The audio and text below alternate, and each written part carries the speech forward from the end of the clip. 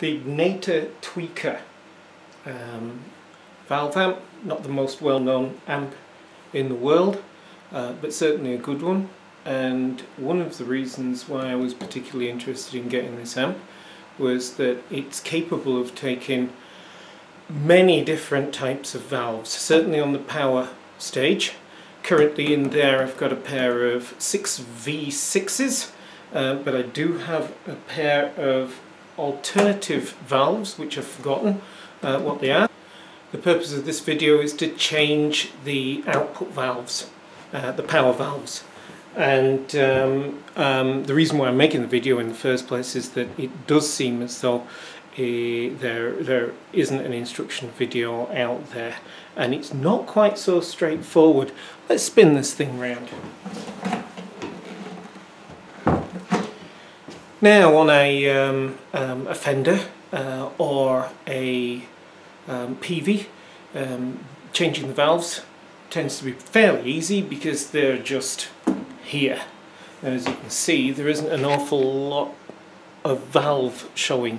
So when it came around to changing the valve, when I finally plucked up enough courage, how do you do it? So I've got some instructions.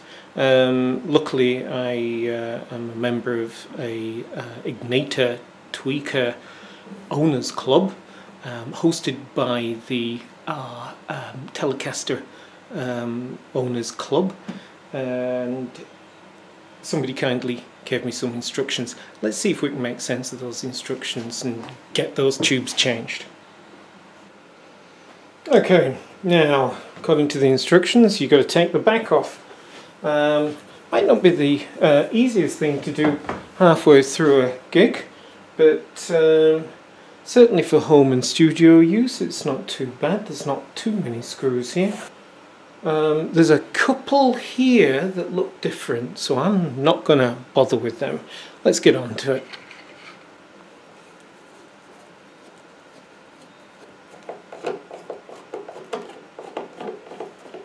Now while I'm thinking about it, I sincerely hope this is a video of how to do it, not a video of how not to do it. Any comments? Welcome.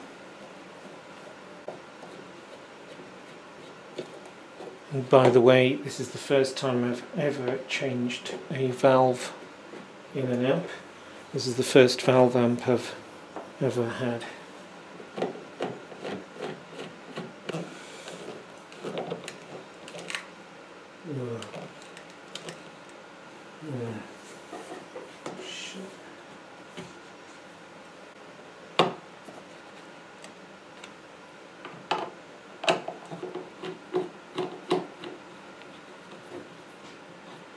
Could do some washers on these actually.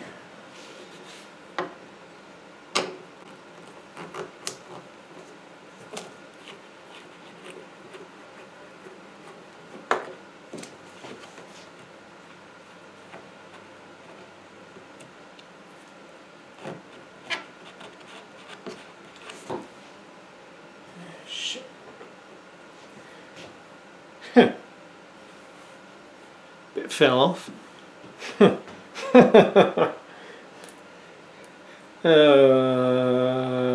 Okay. I'll save that one for later.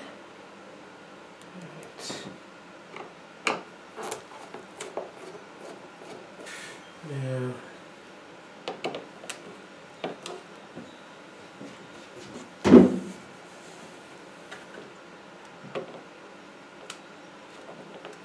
crap. That one's just spinning and not doing anything. Right, probably a good idea to disconnect the speaker. So I've just unplugged the jack.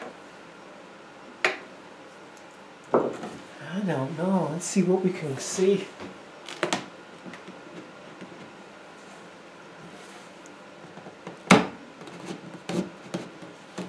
Right.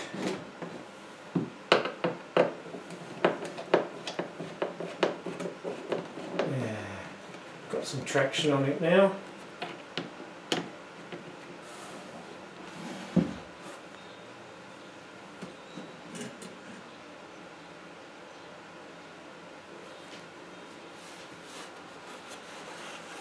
Wow. Well, there you go. Alright, let's get rid of the cobwebs. Right, time to read the next set of instructions. Alright, now there was a little bit of a crack sound when I undid this corner screw, and it wouldn't come out. It didn't feel good. Now look at this, right? So this bit of plywood is coming apart. I'm just going to have to remember to put a dab of glue on there when it gets put back together, I think. Now, reading the instructions that I was given, it mentions about pushing down on some metal flanges that hold the valves in place. Now, I have a sneaky feeling that that is a slightly different design from the one I've got. I'm guessing that you wouldn't describe this as a metal flange. So if you pull out a model that doesn't look like this, it could have a couple of grips on the base. They would be the metal flange, and the instructions I was given was just depress these a bit with thumb and forefinger and pull up on the tube, wiggling gently if required. So no metal flanges. My guess is that I'm just going to pull this up. Oh gosh.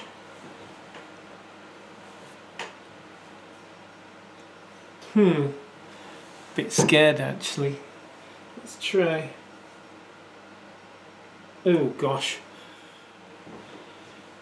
Hey, now as you can see, things have changed a little bit. I've taken one out.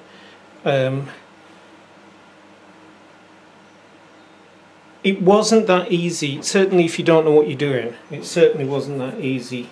I didn't have a clue what I was doing. So I'm going to take out this next one. Now, this spring thing really holds them in incredibly powerfully, and it's not massively obvious that you've just got to really manhandle that. Take it to one side and put it down. Now, it's got this little plastic thing on top to protect protect the glass, metal against glass. However, the valves that I'm about to put in, as you can see, they're slightly different. So this thing isn't going to go on here, so I'm planning on simply not putting the retention spring on here. I'm just going to put it in and hope it just holds in with friction. Anyway, so I've pulled this spring retention thing off, and now again my confusion here was which is the valve and which is the amp. You know, the glass is obviously the valve, but is, whoops, you can't see it, the glass, yeah, there it is, the glass is obviously the valve, but what about this plastic thing? Do you pull on the glass or do you pull on the plastic thing? Now, I just thought it made sense to pull on the plastic thing, which turned out to be the right answer, so let's go for it. Waggle and pull determinedly. Lots of friction there. I don't think the spring's gonna make a lot of difference. Now, there it is. Phew. One of the things to bear in mind about these is that you can't really get it wrong because of, hope you can see if it focuses, a flange just going down the center there.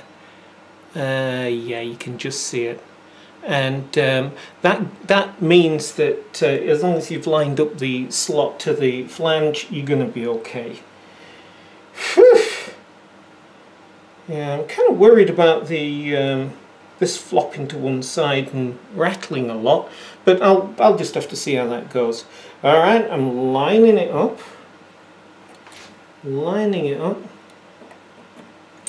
And it's a case of waggle and push, I'd imagine. Oh, look at that. Waggle and push did the job. Where's my other one?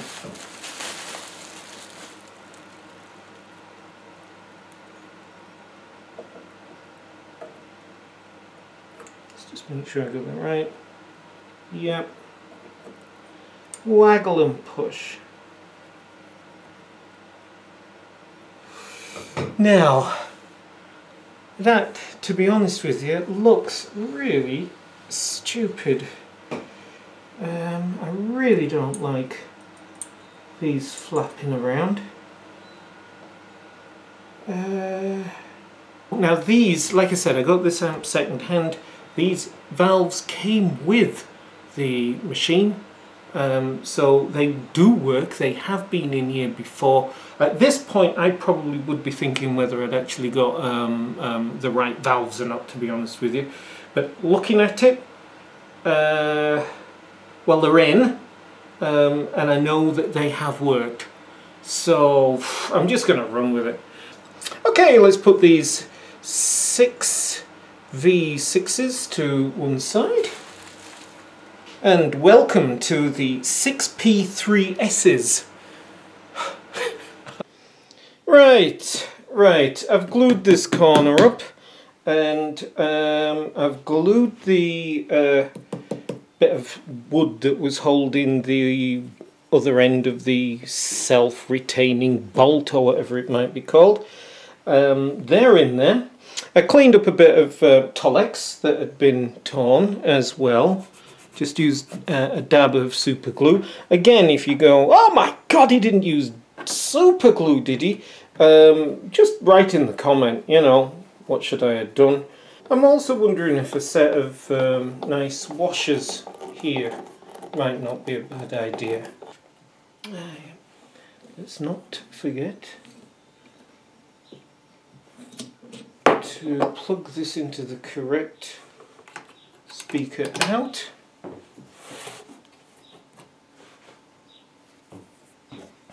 Excellent. Alright, this is the scary moment of truth.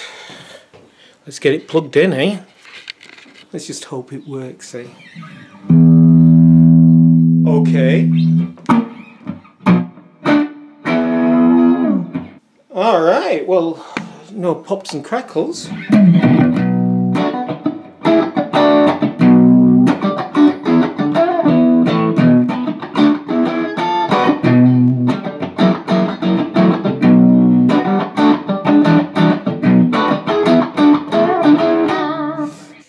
Right, let's turn it up a bit.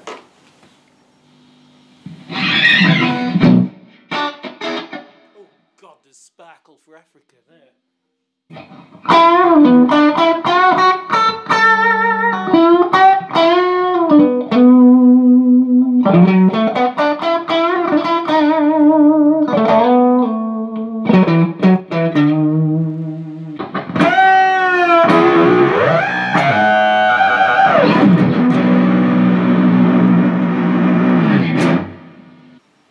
Interesting.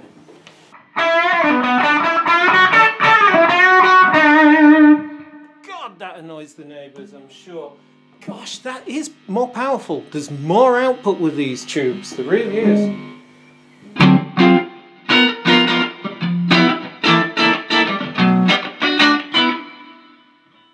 It's still on bright. Let's put it onto the British.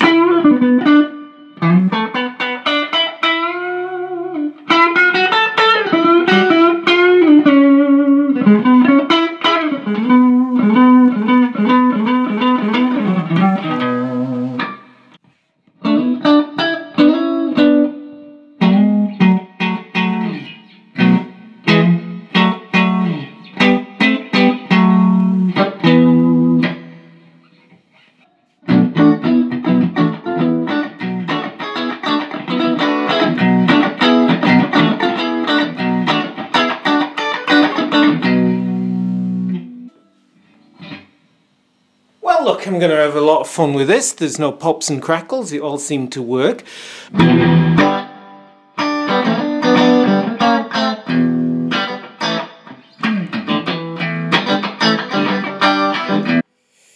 Not bad. Alright.